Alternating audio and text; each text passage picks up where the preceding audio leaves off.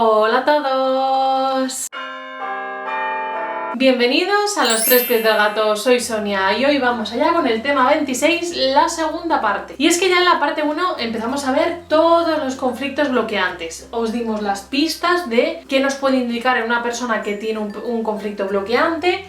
Os contamos las categorías de los conflictos bloqueantes y vimos los tres primeros, la tríada, las inversiones y los beneficios secundarios. Así que en este vídeo vamos a acabar de verlos todos, viendo el tálamo, las referencias externas, la relación con el cuerpo y las prohibiciones. ¡Vamos allá! Bueno, el conflicto del tálamo es llamado el bloqueo central. ¿Cuál es el bloqueo central?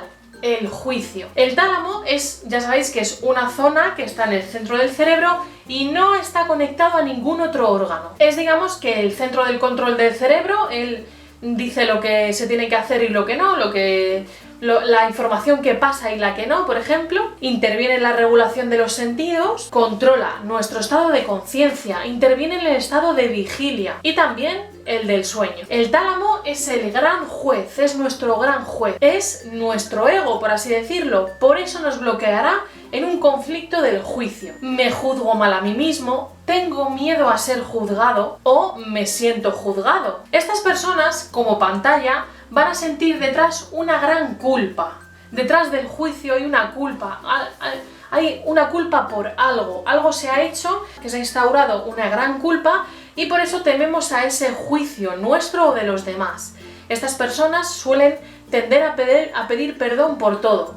Por ejemplo, levantas la mano y vas a hablar o interrumpes a alguien, esa persona te mira en plan, a ver, espera que termine de hablar, y dices tú, ay, perdón, y te sientes culpable como por haber hecho eso. Muchas veces lo justificamos con no, es educación, y esto os lo digo yo porque yo tengo este bloqueante, la culpa. Entonces, sé muy bien de lo que hablo, cuando siempre digo, ay, perdón, y a lo mejor es que yo lo considero educación, pero en realidad no es educación, es pedir perdón por cosas absurdas. Y sentirse mal juzgado o que te juzguen mal es muy diferente a la desvalorización, porque en este caso es cómo me ve el otro, lo que supone un conflicto central de la personalidad. Este conflicto pues genera mucho estrés, como comprenderéis, entonces la solución a este estrés es el hipercontrol. Y en estas personas nos controlamos por miedo a ser juzgados. Y este miedo a ser juzgados puede ser muy inconsciente, os lo digo, porque si tú me dices, ay, ¿tienes miedo a que te juzguen mal? Yo te digo, no. O sea, que la gente opine de mí lo que quiera. Yo soy así.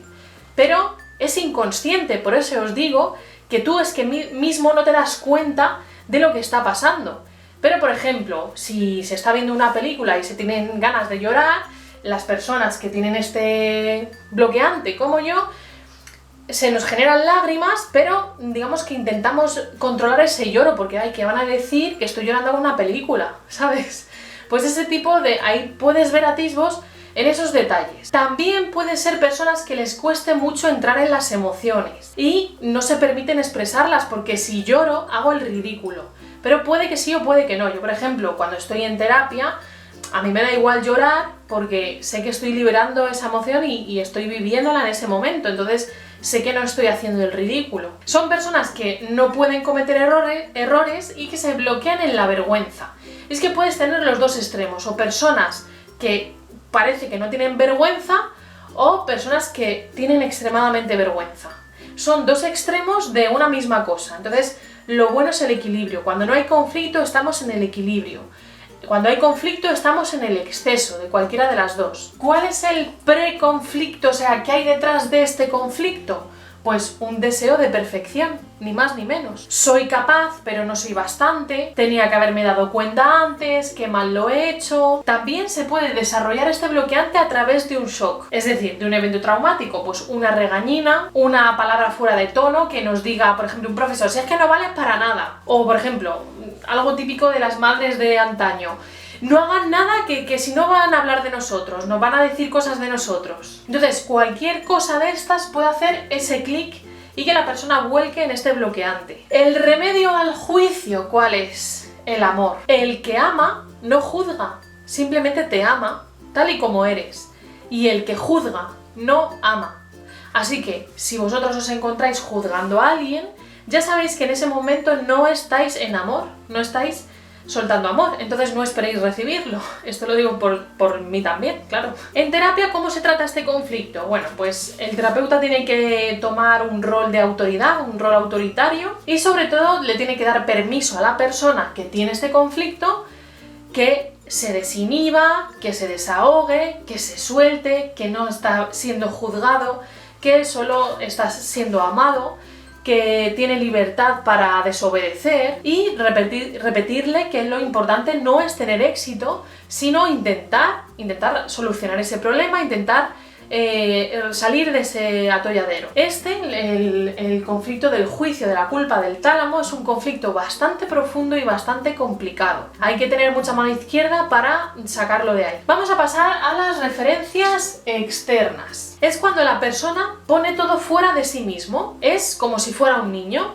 Depende permanentemente de las situaciones externas y de lo externo. Y hay una falta de iniciativa, como si el motor de esa persona estuviera apagado. Y es decir, como todo depende de los demás, yo no puedo solucionar mis propios problemas. No me implico para solucionarlos. Y como él no tiene poder para solucionar sus problemas, es por ello que es un conflicto bloqueante. En terapia se identifica porque el paciente no se implica en la terapia y entonces el paciente espera que todo se solucione por arte de magia, sin él hacer nada. El terapeuta es como una especie de mago y lo tiene que solucionar todo. Lo importante en este caso es devolver el poder al paciente, es decir, decirle que él tiene el poder sobre lo que le pasa, el poder de decisión, el poder de actuar. Dentro de este conflicto encontramos subconflictos, diferentes variantes. Encontramos el conflicto de diagnóstico, que sucede cuando una figura de autoridad, en este caso un médico, nos comunica un diagnóstico que no esperamos, que es grave o que es traumático, y lo es para nosotros. Puede que para el resto de la sociedad sea la mayor chorrada del mundo, pero para nosotros en ese momento es muy grande y se nos viene el mundo encima. En este momento que nos comunica el médico, tienes esto, tienes X enfermedad, se nos viene el mundo encima. Al decirnos esas palabras, esa emoción que se produce en este momento, que seguro que la habéis vivido con cualquier otra cosa, que es como un hormigueo muy impactante, muy fuerte, se queda grabado. Y esto bloquea a que esa persona mejore en esa enfermedad. Porque digamos que la figura de autoridad, que es el médico, que es alguien que sabe más que tú y que conoce la verdad del universo, pues te sentencia, por así decirlo. Entonces grabas esto como si fuera una verdad. Pues hay que salir de esa verdad. Luego tenemos el subconflicto del papel de víctima. Es cuando una persona se cree que es totalmente inocente y no merece el daño que le están haciendo desde fuera. La creencia en este papel es que yo lo hago bien, yo estoy haciendo todo bien y los demás lo están haciendo todo mal. El bloqueante, cuando realmente se ha producido un conflicto donde pues hay un verdugo y de una víctima, por así decirlo, la víctima lo que no puede superar es que su verdugo no reconozca el dolor por el que está pasando, no reconozca el daño que le ha hecho. Y la persona, la víctima en este caso, la paciente, el paciente, tiene que comprender que ese reconocimiento nunca va a llegar. Su verdugo nunca va a decir, uy, pobrecita, cuánto daño te he hecho, lo siento. No. Así que tiene que hacer el duelo como si se tratase de una muerte. El pensamiento inconsciente que algunas personas en este papel de víctima tienen es que si se recuperan y superan ese conflicto y vuelven a su vida normal, rehaciendo su vida, pues nadie les va a tener en cuenta. La gente se olvidará de lo que ha pasado y no verá sus estigmas. Así que lo que hay que trabajar en este caso es pues mucho trabajo para superar ese sufrimiento y alcanzar la paz consigo mismo. Porque si alcanzamos la paz con nosotros mismos, la alcanzamos con los demás. Luego tenemos a los llamados psicorrígidos. Son personas que no quieren cambiar porque son muy cabezotas y muy tozudas. Entonces no quieren cambiar porque no. Ya está, no hay ninguna razón más. Es, digamos, un capricho de esa persona mantenerse en esa posición. Estas personas, por supuesto, tienen, digamos, un orgullo muy grande, y el orgullo no es ni más ni menos que un mecanismo de supervivencia del inconsciente. Es una manera de quererse a sí mismo, como si esa persona hubiera tenido un gran desamor o un gran trauma en el que no le han querido como debería haber sido querido. En terapia suele ser bueno hacer una serie de visualizaciones en la que esa persona se encuentre pidiendo favores a los demás. para que esa balanza, esa forma de pensar cuadriculada cambie. Y luego, bueno, pues los propios terapeutas, los médicos, psicólogos, psiquiatras, terapeutas de todos los ámbitos y de todos los colores no se escapan a este conflicto de la referencia externa y viven el conflicto llamado de Procusto. Ya os lo conté por ahí en un vídeo de los del principio, no me acuerdo en cuál, y esto consiste en querer adaptar al paciente a nuestros esquemas mentales y encasillarle en una serie de estadísticas que tenemos o que los médicos tienen, encasillarle ahí y, digamos, sentenciarle, ¿no? Pues, yo qué sé, 5 de cada 10 personas se mueren con este tipo de cáncer, así que tiene un 50% de posibilidades de vivir, lo siento. Y le hemos encasillado.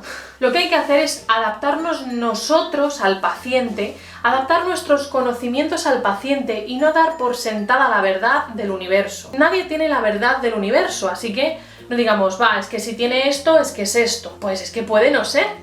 Puede no ser. Así que hay que tener mucho cuidado y hay que ser profesional en ese sentido. Vamos a ver los conflictos de relación con el cuerpo. Es decir, los conflictos que tengamos con nuestro propio cuerpo pueden actuar de bloqueantes para que el resultado que queremos obtener se dé o no se dé. Vamos a explicar los diferentes conflictos. Primero tenemos el conflicto de silueta. Es cuando se da una desvalorización estética en la que la persona rechaza su propio cuerpo, la forma que tiene su propio cuerpo, o a lo mejor una parte de él. Entonces esa persona en el momento del shock, que ya sabéis que es un momento muy preciso, se disocia. Es decir, por un lado está el cuerpo y por otro lado está la mente. Y no evolucionan juntos, mientras que el cuerpo se queda bloqueado ahí, la mente sigue evolucionando, sigue creciendo, por así decirlo. Como no me gusta mi apariencia, la bloqueo. Y a veces incluso estas personas, y yo hablo por experiencia porque también he tenido este conflicto, como veis, una persona, podemos tener muchos conflictos bloqueantes. Bueno, pues yo he tenido este conflicto y, por ejemplo, a mí me pasaba que yo no me reconocía en las fotos. La cara sí me la reconocía, pero el cuerpo no lo reconocía. Entonces, cuando bloqueo mi cuerpo, bloqueo toda solución a una enfermedad física. ¿Cómo se sale de este bloqueante? Encontrando la primera vez que ocurrió esa disociación, ¿no? En que la mente fue por un lado y el cuerpo quedó bloqueado. Cuando se encuentre, se cambia y listo. Luego tenemos el conflicto de los ganglios nobles. Esto sucede cuando te sientes traicionado por tu propio cuerpo y tu inconsciente decide que no puedes contar con él o que tu propio cuerpo es peligroso para la supervivencia. Por ello, intenta literalmente separar la cabeza del cuerpo y puede hacer afecciones en los ganglios nobles. Luego tenemos el conflicto autoprogramante. Esto lo explicamos ampliamente en el tema 6, pero para recordarlo así brevemente es cuando no es necesario un evento externo para provocar el estrés de la enfermedad, sino que son los propios síntomas los que lo agravan. Os poníamos el ejemplo del acné, que es un conflicto autoprogramante muy común. Primero, cuando se inicia el acné por primera vez es porque alguien ha agredido nuestra imagen. ¡Ay, qué feo eres! ¡Ay, mira ese bigotillo! Ya eres mayor, ¿eh? Alguien nos hace algo que tomamos nosotros como una agresión a nuestra imagen. Hacemos el acné por primera vez. Entonces ya no hace falta que nadie nos diga nada, sino que nosotros mirándonos al espejo y viendo ese acné decimos: Dios mío, el acné es el propio que agrede nuestra imagen. Entonces nuestro inconsciente entra en ese bucle de agresión constante. Por eso se llama un conflicto autoprogramante. También pasa, por ejemplo, con el sobrepeso. Alguien se intenta proteger con un peso, alguien le agrede, entonces coge un poco de peso para intentar protegerse, para crear un colchón contra esa agresión. Cuando se ve en el espejo es una agresión hacia su cuerpo, madre mía, no conscientemente, ya sabéis. Entonces lo toma como una agresión y suma más grasa, y suma más grasa. Y por último en este bloque el conflicto del miedo. En este caso ya sabéis que el miedo es muy poderoso, los miedos que tenemos son muy poderosos. Y en este caso todo reside en la imaginación. Nuestra mente nos va a impedir tomar acciones por miedo a las consecuencias, al resultado. Entonces son personas que se anticipan todo el rato a lo que va a suceder. En este caso deberemos trabajar sobre las creencias y sobre ese miedo para hacerlo más, o sea, para nosotros imponernos a ese miedo, porque somos nosotros el que lo creamos y luego él nos domina. Es como si nosotros creásemos un robot y el robot luego nos da órdenes. Y ya por último vamos a ver las prohibiciones. Se trata de cuando nos prohíben realizar ciertos actos, ya sean por los motivos que sean, morales, religiosos, tribales, tradicionales, lo que sea. Entonces, por esto, la lista de prohibiciones puede ser infinita. Puede ser prohibido destacar, prohibido sentir placer, prohibido sentir emociones, prohibido cambiar, prohibido lo que sea. Y suelen estar relacionados con los conflictos de referencia externa y también con los conflictos de relaciones con el cuerpo. Las prohibiciones más comunes son estas. Prohibido ser adulto. Cuando ser adulto es problemático o peligroso, los padres o los familiares pueden transmitirnos que ser adulto es peligroso. Así que nos transmiten esa prohibición de manera inconsciente. Nunca crezcas, nunca te hagas mayor porque es horrible. Entonces, por supuesto, esto no va a impedir a la persona no crecer. El niño sigue creciendo, sigue cumpliendo años y creciendo. Por unas frases no le va a impedir crecer. Pero se instala esa creencia en su inconsciente y lo que va a hacer esa creencia es que impedir que avance, impedir que se transforme a nivel inconsciente, a nivel mental. Puede darse también en padres que quieren que su hijo sea siendo un niño, que no crezca nunca, o su hija. O también se puede dar de manera inconsciente cuando en la familia ha habido muertes de adolescentes. Entonces dicen, mi hijo, como siga creciendo años, se va a morir. Como todos estos en mi familia. Y recordad, por favor, que todo es a nivel inconsciente. Luego está prohibido sentir placer. El placer es algo biológico, se siente en multitud de ocasiones. Al comer, al tumbarnos si estamos cansados, se produce en definitiva cuando se siente bienestar. Y esto supone un bloqueante porque cualquier terapia busca el bienestar de la persona.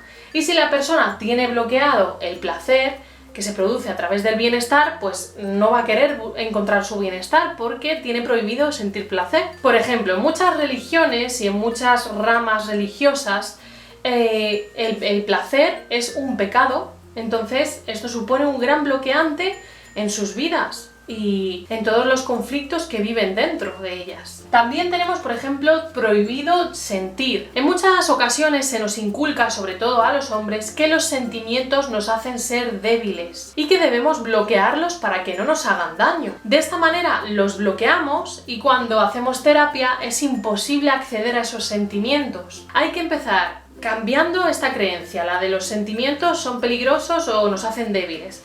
Cuando se cambia esta creencia ya uno puede acceder a los sentimientos. Y espero que os haya quedado todo súper claro. Ya sabéis que tenéis abajo en la caja de información todas las maneras de contactarme.